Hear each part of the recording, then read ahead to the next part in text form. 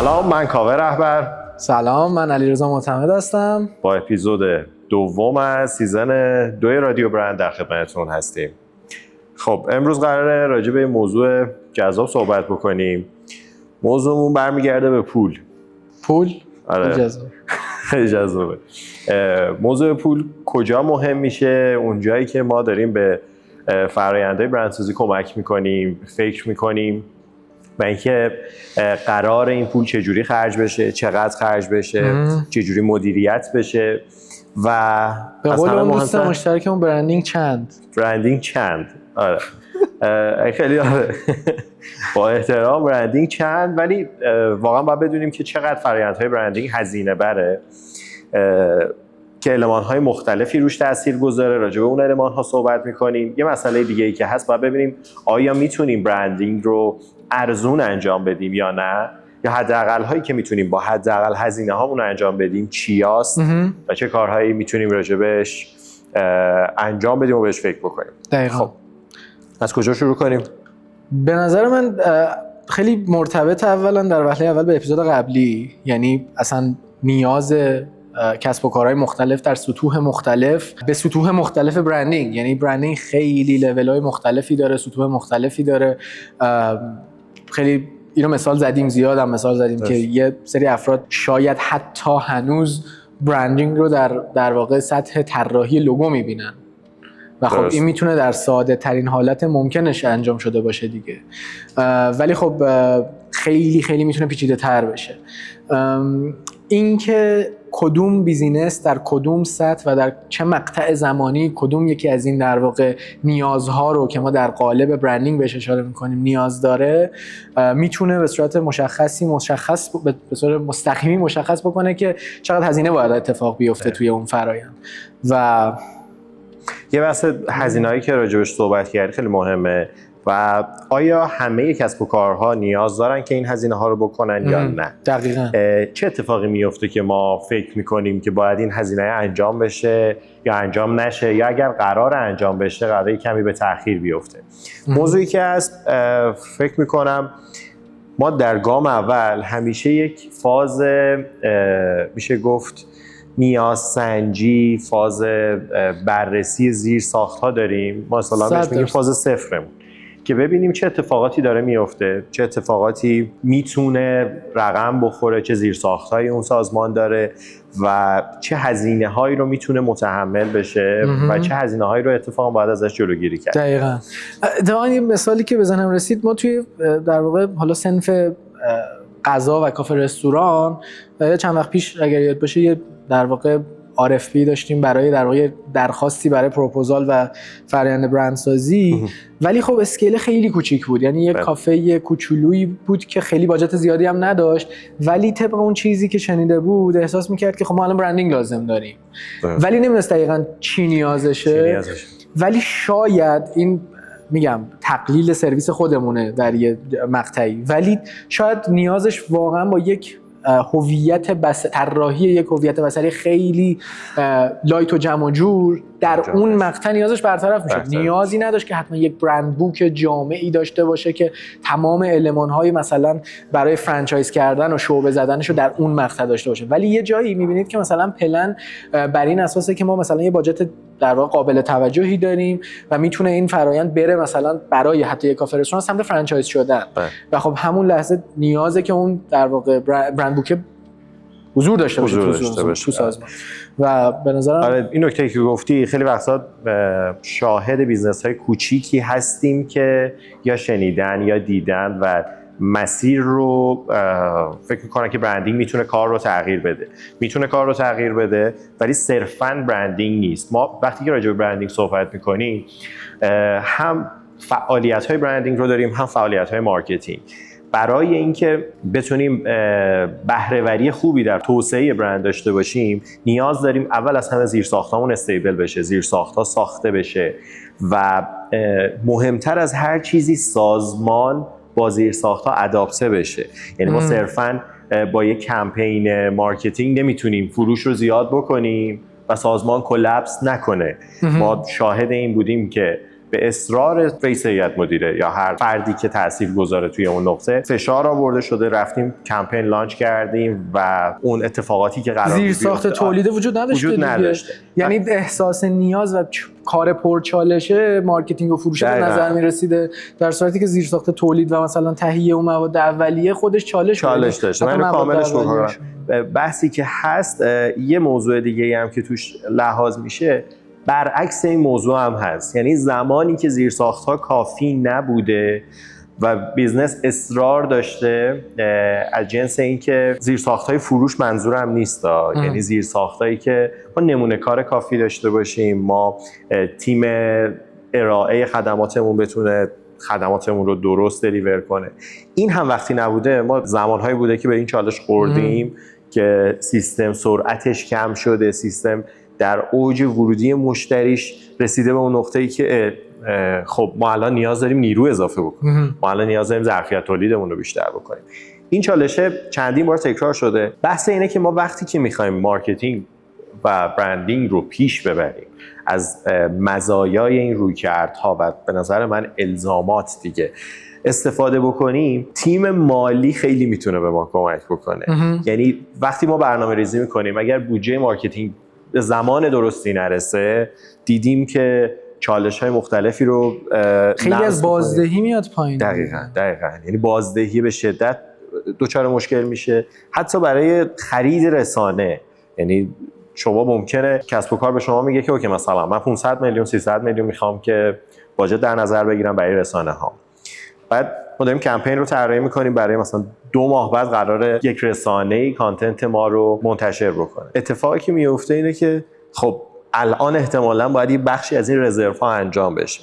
پس بحث مالی وقتی راجع بهش صحبت میکنیم صرفاً حجم پوله نیست، بحث زمانی که نقدینگی در دسترس تیمه، بحث متناوب بودنش هم خیلی مهمه. ببین اصلا کلا من هم مثلا تو چند تا از اپیزودام اینو گفتم مارکتینگ و برندینگ دو روی یه سکن، یه جاهایی واقعا کامل کننده همن، ولی حقیقت اینه که تمام این تیم‌ها، تیم اچ آر، تیم مالی، تیم حقوقی، حتی واقعا لازمه که یعنی حداقل آشناییت با مثلا موارد حقوقی واقعا لازمه سری جاها. یعنی یک سری ما داشتیم نمونه هایی که تک تک اینها آسیب زده به کل سازمان.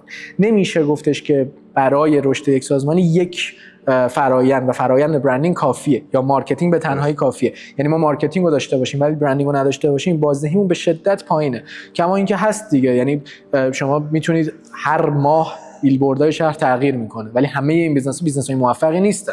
خیلی اوقات میبینید یک بار یک کمپین میره و دیگه اثری از اون برند نمیبینید، یعنی دیگه نمیشنوید هیچی. ولی شاید اگر به یک طریق دیگه در واقع بهش نگاه میشد، میتونست بازدهی داشته باشه و باعث بقای برند بشه و باعث فروش بیشترشون بشه.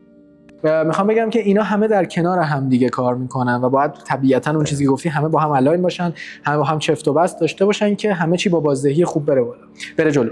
و یه چیزی که هست اینه که بازم میخوام اون چیزا رو بگم که گاهی اوقات یک سری فرآیندها در یک سری از مقاطع برای یه سری بیزنس‌ها لازم نیستن. یعنی برای یه سری بیزنس‌های کوچیک و متوسط میشه از یه سری هزینه‌های اضافه جلوگیری کرد. یک جسمی اگر جلوی یک منبع نوری باشه، از سایه اون جسمه میشه یه سری دیتا و در رابطه با حجم و شکل اون جسمه آدم بفهمه و متوجهش بشه. لازم نیست لزوما بریم آنالیز بکنیم دقیقاً همه چیز رو. توی فرآیند برندینگ یکی از مهمترین قسمت‌ها تحقیقات بازاره. شاید بزرگترین بیزنس هایی که تو فیلد شما هستن، کارهایی که دارن انجام میدن حتما بر اساس ریسرچه. نمیگم لزوما 100% تمام اون کارا متناسب با در واقع هویت اون برندیه که در واقع کوچیک داره کار میکنه، ولی یک سری گراهایی میشه ازش گرفت و از یک سری فرآیندها جلوگیری کرد، از یک سری هزینه‌ها. نیازی شاید نباشه تحقیقات بازار خیلی هنگفت، نیازی شاید نباشه به توی لول اول مثلا طراحی یو آی یو ایکس برای یه سایتی که فروشگاهی کوچیکه. اگر یک سایت فروشگاه آنلاین خیلی بزرگی یو آی یو ایکسی رو داره میبره جلو، احتمالاً با یک ضریب خطای کمی میتونه در واقع رویکرد شما هم باشه توی اون فیلده. دقیقاً.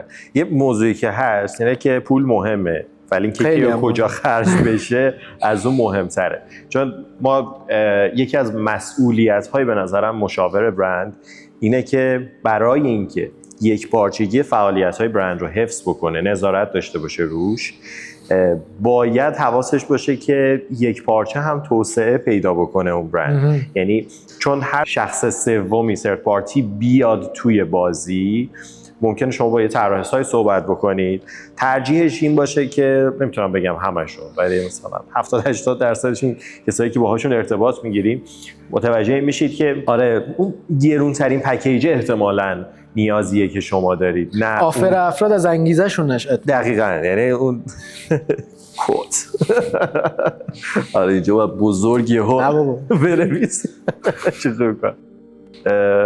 دقیقاً اینکه انگیزه‌ای که اون فرد داره پیشنهادش رو تغییر میده. انگیزه مشاور برند متفاوته. انگیزه مشاور برند توسعه یک پارچه همگن و همسو سایر تاچ پوینت های برند، یعنی همگی باید نقاط تماس شما با هم همسو باشن، الاین باشن و یک پارچه توسعه پیدا بکنه. عملا نقشش خیلی وقتا نگفتنه. یه چیزی هست توی خیلی از سازمان‌ها، مدیر برند، حالا نمیگم همه سازمان، خیلی از سازمان، مدیر برند توی سطوح بالایی سازمان قرار داره. یه مشاور مدیر عامل عموما. حالا دارم خیلی یه سه جا ممکنه این اتفاق نیفته، اصولیش شاید اون باشه، ولی میخوام بگم که داره یک نقش انگار که بازرس، انگار که داره همه رو با هم الاین میکنه رو داره، یعنی همه توی یک مسیر حرکت بکنن و دقیقاً توی اون چشماندازی که تعیین شده دقیقاً. و خارج نشن از اون مسیره و این خیلی نکته مهمیه، خیلی مهمه و هماهنگی این هزینه ها مسئله اصلی میشه. یعنی وقتی تاپیک اصلی این اپیزود داریم راجع به هزینه ها صحبت میکنیم و چقدر مدیریت برای توسعه این هزینه ها مهمه. یعنی ما ممکنه برای مثلا 1 میلیارد سرمایه داریم برای توسعه، چجوری این قراره در ابعاد مختلف برند خرج بشه که ما یک پارچه باشه. ممکنه حتی یه موقعی نیاز هست که یه جا ضریب 2 بگیره خرج ما. چرا؟ چون اون نقطه ضعیف‌تره، باید اون احیا بشه، باید سرعتش بیشتر بشه. پس نگاه کردن، آنالیز منابع و موقعیت سازمان و شرایط استراتژیکی که سازمان توش قرار داره کمک میکنه و جهت میده به اینکه این پوله قراره چجوری هزینه بشه. حالا من یه سوالی که تو ذهن همه الان هست تا اینجا اگر نگاه کردن، احتمالا ازت میپرسم تو جواب. اگر تا اینجا ما رو نگاه کردی نه ولی یوتیوبیا رو باید بگید. اگه تا اینجا ما رو نگاه کردید سابسکرایب بکنید و لایک. آقا مثلا بگید نگی نمیکنن. ببین نمیخوام تایتل زرد به نظر برسه، ما داریم راجع به هزینه‌ها صحبت میکنیم، طبیعتا نمیتونیم راجع به ریال و تومن و اینا صحبت بکنیم، همیشه متغیره، راجع به هر سازمان با هر سازمان دیگه فرق داره. ولی یه اوورویوی اگر بخوایم داشته باشیم که چه اتفاقاتی میتونه بیفته در مسیر برندینگ، یعنی کجاها هزینه میشه، چه هزینه‌هایی میشه، حالا اینکه چقدره و نسبتش چیه اصلا مهم نیست، ولی اینکه مثلا ما میتونیم یه فرآیند تحقیقات بازار داشته باشیم، یه هویت برندی داشته باشیم، یک در واقع مثلا دیزاین و هویت بصری داشته باشیم. این میتونه دید بده به نظرم به اون فردی که دغدغش بوده و داره این صحبت ما رو داره گوش میده. اگر بخوایم راجع به هزینه ها صحبت بکنیم، همیشه به شکل یک پروژه بهش نگاه شده و وقتی به شکل یک پروژه بهش نگاه میشه، استمرارش همیشه که البته یعنی تا خودمون روی کردمون رو عوض فهمیدم منظور همیشه عکس تا به اکنون متوجه شدم. تا به حال الان اینجوری بهش نگاه شده و سعی می شده که یک سرویس جداگانه‌ای خارج از پروژه فروخته بشه برای توسعهش و میشه همین اتفاق هم صورت بگیره. چیز خیلی رایجی. موضوعی که هست پروژه برندینگ بر اساس میخوام بگم پروژه خلق هویت برند که اسمش رو اگر اصطلاحاً نمیتونیم بگیم برندینگ دقیقاً، یعنی برندینگ یک بخشیش خلق هویت برند. توی فاز هویت برند ما تحقیقات بازار داریم، استراتژی داریم، هویت بصری داریم و اینها دارن اون فاز رو شکل میدن. همه اینو کمک میکنه به اون هویت برند، ولی فقط هویت شکل گرفته، روی کاغذ شکل گرفته. آره الان روی سنده، روی کاغذه، جاییه که باید بره پیاده سازی بشه. این همیشه یک هزینه نسبتاً بزرگی از سازمان‌ها رو به خودش اختصاص میده.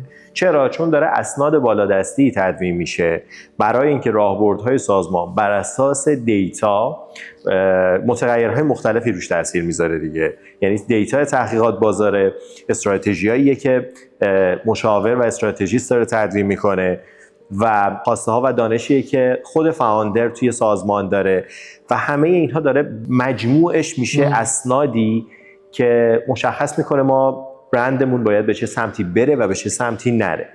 اینا وقتی شکل میگیره یک عدد نمیشه گفت کمی، قابل توجهه. آره، یک عدد قابل توجهیه که خیلی جالبه. ما عدد رو همیشه حدودی به دلاری ثابت نگه داشتیم فکر میکنم یه جورایی. خب سرویس چالشش همینه دیگه. یعنی من خودم چالشی که دارم اینه که گاهی اوقات واقعا افراد گارد میگیرن ولی میگم خب شما دارین پروداکت میفروشید، محصول دارید میفروشید، این قیمت افزایش پیدا میکنه، حاشیه سود شما هم افزایش پیدا کرده و داره رقابت میکنه تو بازار و قدرت خرید ما کم میشه اگر بخوایم سرویس رو به همون قیمت ثابت بفروشیم. این چیزیه که طبیعیه. دقیقاً. و عملا ما تا جایی که سعی میکنیم اینه که قیمت رو مثلا به دلاری ثابت نگه می‌داریم ولی خب ریال اعلام می‌کنیم. آره ما ریال اعلام می‌کنیم، به دلار اعلام نمی‌کنیم. چون اصلا بار وزنی مثلا نمیدونم عددش کوچیک‌تر میشه ولی اسم سنگین دلار. نه مثلا اگه بگی $3000 مثلا پروژه عددی نیست ولی شنیدن $3000 خیلی مثلا دردناک‌تره تا مثلا 200 میلیون تومان. دیگه خب نمیدونم، احساس من اینه حداقل نسبت به موضوع و شاید تو ذهن من فقط یه ضرب اضافه میکنه. آره شاید خود ذهنت چیزه چی میگن عددی ها رو چی میگن؟ ذهن عددی ها ریاضی دوستی. توی اون فرمته من میخوام بگم یک پروژه یک عدد مشخصیه که عددش نسبتا بزرگتره و مثلا توی 2 تا پارت یا 3 تا پارت داره پرداخت میشه. این فرآیند اینجوری پیش میره. ما شاهد این موضوعی بودیم با توجه به مملکتی که هممون داریم توش زندگی میکنیم، می‌دیدیم که هم دعوای درد خیلی از کسب و کاراست و یعنی موضوع برندینگ، اومدن فرایند هویت برند توی بازار رقابتی الان که نداشته باشی واقعا کلات پس معرکه است. ما دیدیم مثلا 800 نفر سازمان پرسنل داره، دغدغش اینه که یک دلال توی لاله‌زار میتونه محصولش رو ارزونتر بفروشه و بازار رو از دست اون در بیاره. چون یه سری گیروبندای حقوقی و مالی و اچ آر رو نداره دیگه و اون هیچ ارزشی بیشتر از قیمت انگار خلق نکرده که الان گیر اون دقیقاً و نگرانیش میشه فقط اون دلاله. حالا ما اومدیم یه سرویسی رو ارائه دادیم که بتونیم این مسئله رو حل بکنیم. حالا به عنوان برند منیجمنت تیم از گو، هر جوری که پی از یو گو، عملا پی از یو گو که داریم یه بخشی از تیم رو سرویس میدیم که مسئله تحقیقات بازار حل بشه، مسئله حجم پرداخت توی پارت اول حل بشه، پارت دوم یعنی پرداخت‌های سنگین حل بشه و توی این فراینده آوردیم ما تیم رو توسعه دادیم و همسو میکنیم با کسب و کار، چالش‌های مختلف دیگه‌اش رو یه نکته دیگه هم داره این کار، چون در واقع توی فرآیند برندینگ شما داری برندینگ رو انجام میدی، پروژه تموم میشه و ما یک سندی داریم و به اجرا لزوما در نیومده هنوز، ولی توی اون فرمت وقتی که داریم حرکت میکنیم به سمت جلو داره ساخته هم میشه و داره در واقع به صورت اجرایی در میاد، فقط در واقع مکتوب کردن نیست. فقط سند کردن نیست. این چیزی که علیرضا گفت خیلی مهمه، چون ما شاهد این بودیم که پروژه های برند تموم میشن، ما تمام تعهداتمون رو تحویل میدیم، 6 ماه میگذره هیچ اتفاقی نیفتاده، در بعضی از کیس ها 6 ماه میگذره همه چیز خوبه، همراهی کردیم اتفاق افتاده، میرسیم ماه 8 همه چیز داره از بین میره. یعنی ما جرئت نمی‌کنیم بگیم که این پروژه بوده که مثلا ما کارش رو انجام و خیلی جالبه ها. یعنی مثلا یک سری از پروژه ها، یعنی شاید مثلا در ابتدای مسیر اینطور به نظر برسه که استارت زدن، هزینه کردن راجع به این مسیر سخته و اگر دیگه طرف بیاد توش دیگه تا تاش رفته. یعنی من ابتدای داستان همین چیز تو ذهنم بود، ولی یه سری از پروژه ها اصلا هستن که انجام میشن، پولش پرداخت شده، ما کارمون رو انجام دادیم، هنوز اصلا ممکنه کارفرما مثلا نیاد کارشو تحویل بگیره. یعنی یه مورد داشتیم یه حدود 14 ماه بعد من خواهش میکردم که این برند بوک رو تحویل بگیرید رو دست و تموم تموم خیلی بشه. خوب شده بود، یعنی برند اصلا فوق العاده بود. یعنی من همین الان به اون میتونم بازارش فکر میکنم، به برند هویتش فکر میکنم. یعنی یه سری استراتژی مارکتینگی که براش نوشته بودیم من اصلا به زبون نمیارم چون هنوز یونیکه. یعنی با گذشته حدوداً 2 سال کسی سراغش نرفته و توی صنفای دیگه دارم میبینم استفاده میشه و کار میکنه. توی این صنف هم خیلی جذاب میشه، قابل گفتن هم نیست. یه موضوعی که هست، این چیزی که اعتماد کنید دیگه. این چیزی که علیرضا گفت بحث پیاده سازیه. ما یک بخشایی از فرایند برندینگ و مارکتینگ باید همسو با کسب و کار اتفاق بیفته، پیاده سازی بشه، توسعه پیدا بکنه و اینجوری نیست که خب ما 6 ماه گذشت تموم شد 2 تا سند میاد روی میز بریم استارت بزنیم. خب کی میخواد استارت بزنه؟ نیرو بریم استخدام بکنیم. نیرو کجاست؟ خب همه مهاجرت کردن. خبر بد، نیروهای خوب کجان؟ از سازمان‌ها تکون نمیخورن یا هد هانت میشن یا عددشون وحشتناک زیاده و شما نمیتونید بیاریدشون توی سازمان. بیارید مثلا عدد بزرگی رو بهش پرداخت بکنید برای اینکه مدیر برند و مدیر مارکتینگ داشته باشید. ما صادقانه یه موضوعی رو به تنمون مالیدیم که آدم‌های تالنت، با استعداد، با سواد، کسایی که دارن تحصیلات مرتبط میکنن و مهمتر از هر چیزی اشتیاق دارن، علاقه دارن، پشن دارن نسبت به این موضوع. من و علیرضا با گوشت و استخونمون لمس کردیم کسی که اشتیاق نداشته باشه تو این فراینده هیچ اتفاقی براش نمیفته. برای برندم نمیتونه کار خاصی، برای برندم نمیتونه کار خاصی بکنه و ما خیلی وقتا خودمون اشتیاقمون رو داریم به افراد با استعدادی که جوین تیم شدن و دوست دارن یه چیزی یاد بگیرن، یه کاری رو انجام بدن و دوست دارن کار بزرگ بکنن. نمیگیم ما داریم کار بزرگ میکنیم، منظورم اینه که صرفاً اگر کسی دنبال این باشه که من صبح ساعت 9 صبح بیام سر کار، دغدغه داشته تا ساعت 5 بعد از ظهر که شد تق صدای در لپتاپم رو بشنوم، اون توی تیم ما عملاً جا نداره و توی این ساختاره هم نمیتونه دووم بیاره. دغدغه داشته باشه. و میخوام بگم بیشتر شد درد و دل شخصی، بیشتر از جنس اینه که آدم‌هایی برای کار دل میسوزونن که به نظر من برای خودشون و برای یادگیری خودشون هم دلسوزی داشته باشن. چون صادقانه توی بازار کسی دو دستی نه تجربه رو تقدیم میکنه نه دانش رو تقدیم میکنه و یه جایی بود من داشتم کار میکردم جداگونه پول میدادم برای اینکه مدیرم به همه چیزی رو یاد بده. اینها داره اتفاق میفته و چیز دور از ذهنی نیست. به نظر من دور از ذهنه ولی خیلی نزدیک به همم. و حالا وقتی این تیم شکل میگیره میتونه بیاد کنار کسب و کارها قرار بگیره و الان قرار گرفته و تعدادشون هم اصلا کم نیست و آهسته و پیوسته، نه سرعتی که از اون سرعت پروژه محور کمتر باشه، با مثلا یه درصد خیلی کمتر. اگر یه چیزی قراره مثلا 3 ماهه تحویل بشه ما میریم مثلا روی زمان 4 ماهه ولی عوضش داره زیرساخت‌ها استیبل میشه و درست شکل میگیره. انگار که هم برندینگ وجود داره هم مدیریت برنده در آن واحد با هم وجود داره. و اون چیزی هم که بهش اشاره کردی، بحث مارکتینگ رو ما نمیتونیم نادیده بگیریم و نباید نادیده بگیریم. صادقانه اگر شما هویت برند نداشته باشید و فقط مارکتینگ کنید و بفروشید میتونید زنده بمونید. خیلی واضحه. همه کلی بیزنس داریم که دارن اینجوری کاسبی میکنن، پیش میرن، موفق هم هستن. ما نیاز داریم برندینگ رو داشته باشیم، نیاز داریم مارکتینگ رو کنار هم دیگه داشته باشیم و توی این فراینده هزینه ها به شدت کاهش پیدا میکنه و هزینه هایی که ممکنه شما مستقیم قرار نیست خرج بکنید. ما داشتیم دوستانی رو پروژه رفتیم توی پروژه قرارداد وبسایتشون رو کنسل کردیم.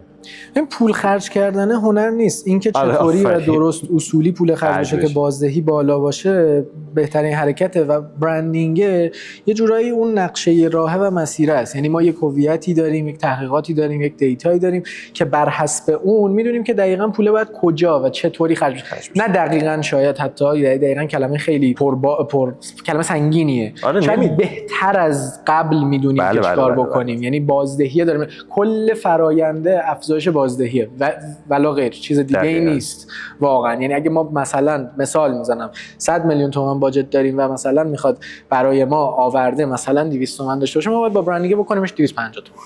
پارت اول، پارت بعدی همینطوری. ماجرا همینه که عملا توی ذهن بیشتر بمونه بتونیم میشه گفت پولی رو بیشتر از ارزش واقعی اون محصول دریافت بکنیم. ارزشی که صرفاً ارزش ریالی چوب نیست برای مثال. شما ارزشیه که به هویت خلق کرده توی ذهن مخاطبه. پس ببینید چقدر جذابه. شما دارید روی موضوعی سرمایه گذاری میکنید که قرار نیست بسازیدش، قرار بسازید ولی قرار نیست که پروداکت بشه. برای هویت ذهنی میشه که کسی به راحتی نمیتونه ملموس نیست، ناملموسه. الان فکر کن ما تولید کننده میزیم، چند نفر تو ایران میتونن این رو تولید بکنن؟ بیشتر از شاید هر کارگاهی شاید بتونه این رو تولید بکنه، ولی هر چقدر باجت نیاز داشته باشه بتونه تامین بکنه میتونه این رو تولید بکنه. ولی وقتی میریم سراغ برندینگ، اون هویت رو شما بیاد. این همه بیزنس بزرگ و پول عظیم توی مارکت خود ایران هستن، چند تا برند داریم؟ کم و انگشت تعداد کمن. و اونایی هم که دارن کار میکنن میبینی که چقدر سریع رشد میکنن. آقای مقدم میگفت ایران بهشت برندسازیه و فرصت هست، بستر هست، سختی خودش رو داره ولی همونطور که هزینه داره در آینده داره هزینه‌های شما رو ازش جلوگیری میکنه. تمام. من چیزی به ذهنم نمیاد و چون که خیلی هم فیدبک گرفته بودیم که این هزینه چقدر پول میخواد، چقدر باید بذاریم دیگه، در بهترین حالت که میتونستیم توضیح منم خیلی چون داشتی خیلی خوب توضیح میدادی دیگه اصلا دیگه عزیزم نه ببخشید پر حرفی کردم. یه موضوعی هم که بود دیشب خیلی بامزه بود، رفته بودیم از یک فروشگاه محلی عینک بخریم. بعد خیلی سریع اتفاقی نیاز بود. بعد دوستم هم بود، گفتم که هم صحبت کردیم کار رو اینا چه خبر. گفت من خیلی دوست دارم برندینگ بکنم ولی احساس میکنم خیلی گرونید. گفتم چرا؟ چی احساس کردی؟ گفت نه من احساس میکنم باید برم وام بگیرم بخوام با شما کار بکنم. گفتم وامو که بگیر حتما اوکی، کارم نگری کار دیگه باش میکنی. ولی این دغدغه اکثر آدما هست، شاید بدونن که میشه با هزینه‌های کمتر هم فرآیند رو استارت. کما اینکه ما الان استارت زدن کسب و کارهایی هستن که با سایزهای خیلی کوچیک شروع کردن، توسعه دارن پیدا میکنن و من عشق میکنم میبینمش. دقیقاً. مرسی. فدای شما. دم شما گرم.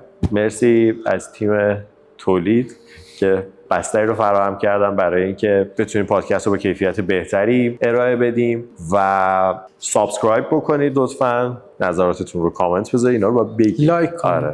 آره. بیشتر کامنت مهمتره. کامنت بذارید، لایک بکنید. همیشه هدفم اینه که قابل استفاده باشه، گوش کنن، لذت ببرن. آره. و به افراد بیشتری هم منتشر بشه، به دست افراد مختلف برسه. فیدبک بهمون بدید، بهترش بکنیم رادیو برند رو. همین دیگه. دمتون گرم. مرسی که با ما همراه بودید.